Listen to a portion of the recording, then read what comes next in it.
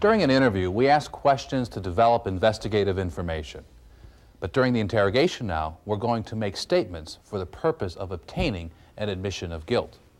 Consequently, interrogation should only be conducted when the investigation has established, with some reasonable degree of certitude, that this person is in fact the one who committed the crime. Typically, we interrogate people after they've been interviewed. It doesn't have to be on the same day or at the same time, but at least in terms of sequence of events, we want to interview people before we interrogate them. Interrogation should be conducted in a non-supportive environment. We want to get the person onto our territory, away from his or her own surroundings. The interrogation room should be quiet, private, free of any outside distractions or noises. And when we set up the room, we want to have the two chairs facing each other about 4.5 to 5 feet apart. Through extended research and years of experience, John Reed and Associates has developed a 9-step interrogation process. These 9 steps are as follows. Step number 1, the positive confrontation. Step number 2, theme development. Step number 3, handling denials. Step number 4, overcoming objections. Step number 5, procurement of the suspect's attention. Step number 6, handling the suspect's passive mood. Step number 7, presenting the alternative question. Step number 8, the oral confession. And finally, step number 9, the written confession. Let's take a look at how each one of these steps can help you develop the admission of guilt. Step number 1 is the positive confrontation. At the beginning of the interrogation, the investigator enters the room, stands about 3 or 4 feet away from the suspect, looking down on the suspect, and in a very direct and unequivocal way accuses him or her of committing the crime.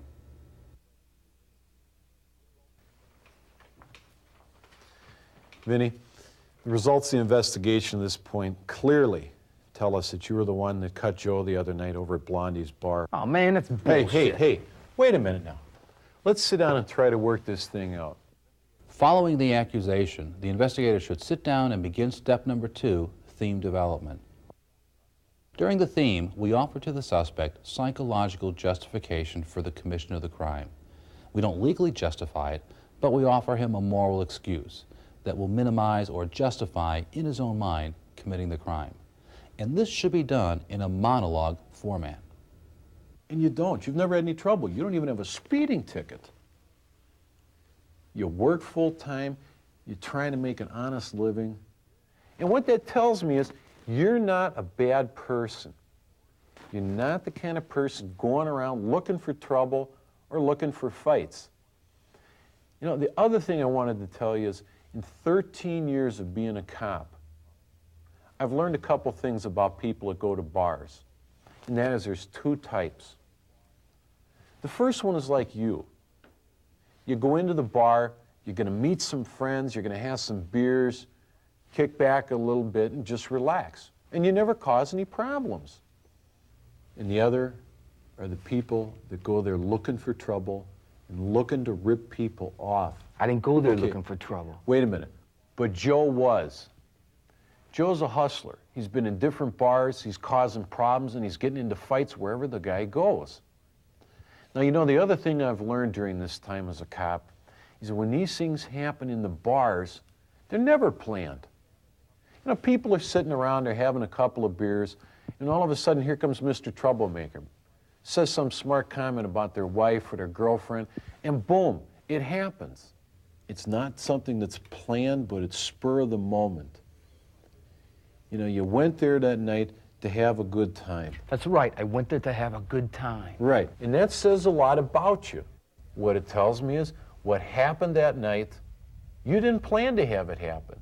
It just happened on spur of the moment because you were angry, you had all your friends around, you're drinking beer, you're shooting some pool, you're not winning a lot, but you're not losing a lot. And now here comes Joe. And the next thing you know, you're 10 bucks behind, then you're 20 bucks behind. And as you keep going, you're having a couple more beers, you're losing more money, all of a sudden, you're over $100 behind. And here's all your friends around you, they're looking, there's, starting to make fun of you and so forth. And then the light comes on, and you realize this guy's hustling you. And now you're angry. And when people get angry, they do things that they would never do. They don't plan to do them, but they happen on the spur of the moment because of that anger, and in this case, because people have been drinking. As you can see, during theme development, the interrogator offers the suspect reasons and motives that will serve to psychologically excuse or justify his crime. One of the general rules we follow in theme development is that we try to shift the blame away from the suspect to some other person or set of circumstances that prompted him to commit the crime. Now, during most interrogations, the suspect is not going to just sit there and listen to you while you develop your theme. They're going to try to deny any involvement whatsoever. But that should be expected. Many guilty people introduce their denials with permission phrases, such as, "Can I say one thing? Would you just listen to me? But sir, if I could only explain." When the interrogator hears those phrases, it's important to interject yourself and stop the person from continuing, because if you let him talk, he'll say the words, "I didn't do it." And the more often a person says they didn't do it, the more difficult it becomes for us to get a confession. Vinny, what I want you to understand is when things like this happen, there's always two sides to things. And that's what I want to find out from you. Is what is the other side? What all happened that night? Okay, I'll Well, tell now, you. wait a minute. No, wait a let me. minute. You're not going to Just let me talk. Hang on Oh, just man. 1 second. Let me finish, because this is important. And every time I've looked into one of those cases, I've learned one thing. That when things happen in bars, they're not planned.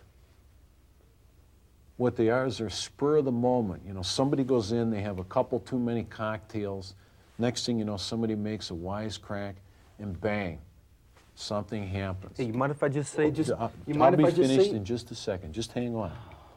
Truthful people don't use permission phrases when they want to deny involvement in the crime. They're strong, they're adamant, they're unequivocal, and they're very unyielding. In fact, the interrogation of a truthful person ends in step number 3 of the denial phase. But with a guilty person, if we're successful at stopping their denials, then they realize they have to change tactics. They've got to do something to put them on the offensive. And so they typically will begin to offer objections. Objections are statements designed to prove someone's innocence. They really don't prove anything, but they sound effective. It's our job as interrogators to take those objections and turn them around and use them to our advantage.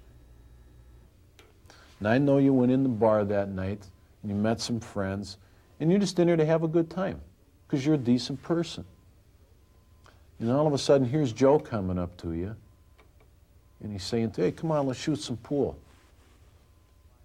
And the next thing you know, you lost $5, you lose $10. And as you keep going, you're having a couple more beers, you're losing more money, all of a sudden, you're over $100 behind. And here's all your friends around you, they're looking, there's, starting to make fun of you and so forth. And then the light comes on, and you realize, this guy's hustling you. And now you're angry. That's right. It made me angry. So what? I didn't take a knife into the place. I don't think you took a knife in. And that says something really, really important about you. It says that this thing wasn't planned. The thing is, you were angry, you'd been drinking, and that's when these spur-of-the-moment things happen. In an effort to increase the suspect's feeling of internal anxiety and guilt at this stage of the interrogation, we begin to move closer, shortening the distance between the suspect and ourselves, moving into their personal space. Because now some suspects are drawing into a shell. They're withdrawing from us, they're not listening to our words, and they're beginning to think about punishment and what's going to happen to them. And we don't want their thoughts focused on punishment.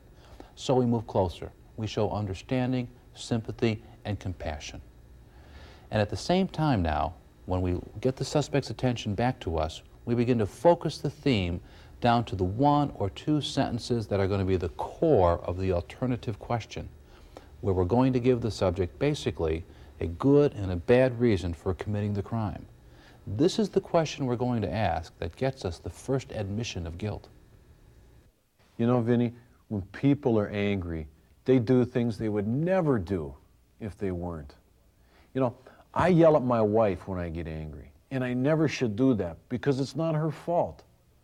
You know, one night I wanted to punch my partner out. The guy I spent 8 hours a day with. He's driving me nuts. Now, you add a couple of beers on top of that, and there's a real problem brewing there. But you know, I think this whole deal wasn't planned on your part.